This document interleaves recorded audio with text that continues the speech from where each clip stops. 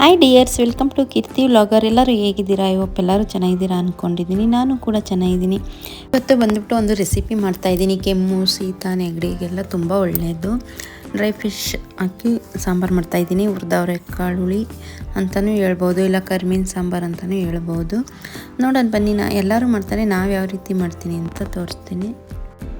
ನಾನಿಲ್ಲಿ ಮೊದಲಿಗೆ ಅವರೆಕಾಳು ತಗೊಂಡಿದ್ದೀನಿ, ಒಂದು ಕಪ್ಪು, ಮತ್ತು ಈರುಳ್ಳಿ, ಬೆಳ್ಳುಳ್ಳಿ, ಡ್ರೈ ಫಿಶ್ ಇಷ್ಟನ್ನು ತಗೊಂಡಿದ್ದೀನಿ, ಮತ್ತು ಟೊಮೊಟೊನ ಬೇಯಕ್ಕೆ ಇಟ್ಟಿದ್ದೀನಿ. ಇವಾಗ ಫಸ್ಟ್ ನಾನು ಒಂದು ಬಾಣಲಿ ಇಟ್ಬಿಟ್ಟು ಅವರೆಕಾಳು ಒಂದು ಬೌಲ್ ತಗೊಂಡಿದ್ನಲ್ವ, ಅದನ್ನು ಕೆಂಪಗೆ ಹುರ್ಕೋಬೇಕು. ಡ್ರೈಯಾಗೆ ಹುರ್ಕೋಬೇಕು, ಇದಕ್ಕೆ ಆಯಿಲ್ ಏನು ಮಿಕ್ಸ್ ಮಾಡೋಂಗಿಲ್ಲ. ಅವರೆಕಾಳು ಕಲರ್ ಚೇಂಜ್ ಆಗೋವರೆಗೂ ಚೆನ್ನಾಗಿ ಹುರ್ಕೊಳ್ಳೋಣ, ಮತ್ತು ಗಮ್ಮಂತ ಪರಿಮಳ ಬರಬೇಕು. ಈ ರೀತಿ ಹುರ್ಕೊಂಡ್ರೆ ಅವರೆಕಾಳು ಸಾಂಬಾರು ತುಂಬ ಚೆನ್ನಾಗಿರುತ್ತೆ, ಮತ್ತು ಬೇಗನೂ ಬೇಯುತ್ತೆ. 5ರಿಂದ 10 ನಿಮಿಷ ಚೆನ್ನಾಗಿ ಹುರಿದಾದ್ಮೇಲೆ ಇದನ್ನು ಒಂದು ಬೌಲ್ಗೆ ಹಾಕಿ ನೀರಲ್ಲಿ ನೆನೆಹಾಕೋಣ. ನೀರು ಇದು ನೆನೆಹಾಕಬೇಕು ಒಂದು 5ರಿಂದ 10 ನಿಮಿಷ. ಮತ್ತು ಇವಾಗ ಅದೇ ಬಾಣಲೆಗೆ ನಾನು ಕರಿಮೀನು ಅಂದರೆ ಡ್ರೈ ಫಿಶ್ ತಗೊಂಡಿದ್ದೀನಿ, ಅದನ್ನು ಅಷ್ಟೇ ಗಮ್ಮಂತ ಪರಿಮಳ ಬರೋವರೆಗೂ ಚೆನ್ನಾಗಿ ಫ್ರೈ ಮಾಡ್ಕೋಬೇಕು. ಮತ್ತು ಇದು ಕಲ್ಲರು ಚೇಂಜ್ ಆಗಬೇಕು.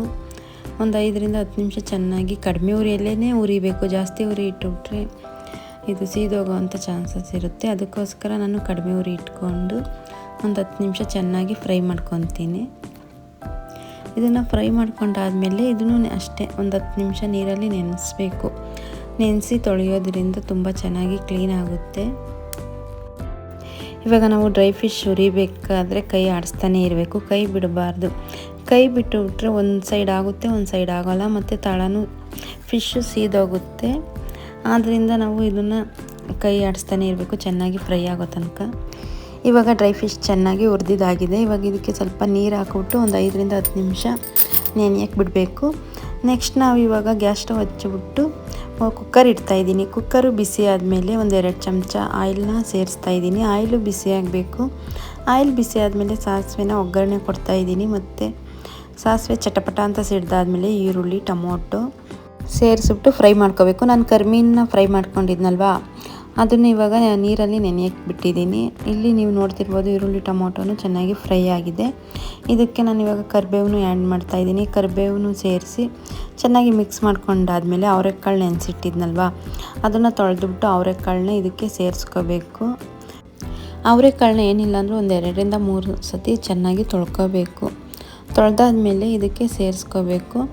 ಇವಾಗ ನಾನಿಲ್ಲಿ ಅವರೆಕಾಳನ್ನು ತೊಳೆದು ಸೇರಿಸ್ತಾಯಿದ್ದೀನಿ.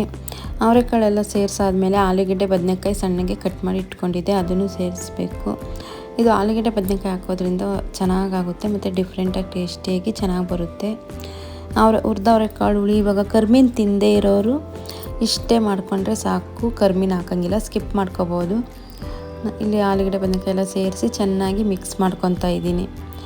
ಇವಾಗ ಚೆನ್ನಾಗಿ ಮಿಕ್ಸ್ ಮಾಡ್ಕೊಂಡಾದ್ಮೇಲೆ ಅದೊಂದು ಸ್ವಲ್ಪ ಚೆನ್ನಾಗಿ ಫ್ರೈ ಆಗಲಿ. ಬನ್ನಿ ಮಿಕ್ಸಿ ಖಾರ ಆಡಿಸ್ಕೊಳ್ಳೋಣ. ಇವಾಗ ಮಿಕ್ಸಿ ಜಾರಿಗೆ ತೆಂಗಿನಕಾಯಿ, ಮತ್ತು ಈರುಳ್ಳಿ, ಬೆಳ್ಳುಳ್ಳಿ, ಟೊಮೊಟೊ ಬೇಯಕ್ಕೆ ಇಟ್ಟಿದ್ನಲ್ವ, ಆ ಟೊಮೊಟೊ ಬೆಂದಿರೋ ಅಂಥ ಟೊಮೊಟೊ, ಸಾಂಬಾರು ಪುಡಿ, ಕೊತ್ತಂಬರಿ ಸೊಪ್ಪು ಬೇಕಿದ್ದರೆ ಹಾಕೋಬೋದು, ಇಲ್ಲಾಂದರೆ ಸ್ಕಿಪ್ ಮಾಡ್ಕೋಬೋದು. ಇಷ್ಟನ್ನು ಸೇರಿಸಿ ಸ್ವಲ್ಪ ಹುಣಸೆಹಣ್ಣು ಇಷ್ಟನ್ನು ಸೇರಿಸಿ ನುಣ್ಣಗೆ ಪೇಸ್ಟ್ ಮಾಡ್ಕೋಬೇಕು. ಇದು ಹುರಿದವರೆಕಾಳು ಹುಳಿ ಅಲ್ವಾ, ಆದ್ದರಿಂದ ಹುಣಸೆಹಣ್ಣು ಸೇರಿಸ್ಕೋಬೇಕು, ಚೆನ್ನಾಗಿರುತ್ತೆ. ಖಾರ ರುಬ್ಬಿದಾಗಿದೆ, ಹಿಂಗೆ ನುಣ್ಣಗೆ ಪೇಸ್ಟ್ ಮಾಡಿಕೊಂಡ್ರೆ ಸಾಕು. ಬನ್ನಿ, ಇದು ಅಷ್ಟೇ ಚೆನ್ನಾಗಿ ಫ್ರೈ ಆಗಿದೆ. ಅದಕ್ಕೆ ರುಬ್ಬಿರೋ ಅಂಥ ಮಸಾಲೆನ ಸೇರಿಸಿ ನಮಗೆ ನೀರು ಎಷ್ಟು ಬೇಕೋ ಅಷ್ಟನ್ನ ನೀರನ್ನ ಸೇರಿಸ್ಕೋಬೇಕು. ಮತ್ತು ರುಚಿಗೆ ತಕ್ಕಷ್ಟು ಉಪ್ಪನ್ನು ಆ್ಯಡ್ ಮಾಡ್ಕೋಬೇಕು. ಉಪ್ಪನ್ನು ಸೇರಿಸ್ಬಿಟ್ಟು ಚೆನ್ನಾಗಿ ಮಿಕ್ಸ್ ಮಾಡಿಕೊಂಡು ನೀರು ಎಷ್ಟು ಬೇಕೋ ಅಷ್ಟು ಸೇರಿಸ್ಬಿಟ್ಟು 1ರಿಂದ 2 ಸತಿ ವಿಶಿಲ್ ಕೂಗಿಸ್ಕೊಂಡ್ರೆ ಹುರಿದವರೆಕಾಳು ಹುಳಿ ಸಾಂಬಾರು ರೆಡಿ ಆಗುತ್ತೆ. ಇದು ಹುರಿದವರೆಕಾಳು ಹುಳಿ ಸಾಂಬಾರು. ಇವಾಗ ಕರಿಮೀನು, ಡ್ರೈ ಫಿಶ್ ತಿಂದೇ ಇರೋವಂಥವ್ರು ಈ ರೀತಿ ಸಹ ಮಾಡ್ಕೋಬೋದು, ಚೆನ್ನಾಗಿರುತ್ತೆ. ನೆಗಡಿ, ಕೆಮ್ಮು, ಶೀತ ಮತ್ತು ಜ್ವರ ಬಂದು ಬಾಯಿ ಕೆಟ್ಟಿದ್ರೆ ಈ ರೀತಿ ಮಾಡಿಕೊಂಡು ಮುದ್ದೆ ಜೊತೆ ತುಂಬ ಚೆನ್ನಾಗಿರುತ್ತೆ. ಅದು ಕುಕ್ಕರ್ ಕೂಗೋ ಅಷ್ಟೊತ್ತಿಗೆ ಬನ್ನಿ, ಇಲ್ಲಿ ಫಿಶ್ ನೆನೆಹಾಕಿದ್ನಲ್ವ, ಅದನ್ನು ನೀಟಾಗಿ ಒಂದು 5-6 ಸತಿ ತೊಳಿಬೇಕು. ನೋಡಿ, ನಾನು ಆಲ್ರೆಡಿ ಒಂದು ಸತಿ ತೊಳೆದಿದ್ದೆ. ತಲೆ ಎಲ್ಲ ಕ್ಲೀನಾಗಿದೆ. ಇದನ್ನೆಲ್ಲ ಬಿಸಾಕಬೇಕು, ತಲೆಭಾಗ ಹಾಕಬಾರ್ದು. ತಲೆಭಾಗ ಹಾಕಿದ್ರೆ ಕೈ ಇರುತ್ತೆ.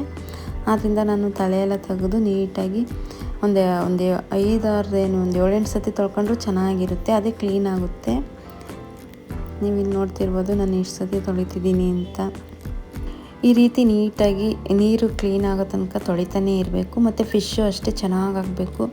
ಆ ರೀತಿ ತೊಳೆದು ಸಾಂಬಾರು ಮಾಡೋದ್ರಿಂದ ತುಂಬ ಚೆನ್ನಾಗಿರುತ್ತೆ. ಫಿಶ್ ತಿಂದೇ ಇರೋರು ಸಹ ಈ ರೀತಿ ಮಾಡಿಕೊಟ್ರೆ ತುಂಬ ಇಷ್ಟಪಟ್ಟು ತಿಂತಾರೆ.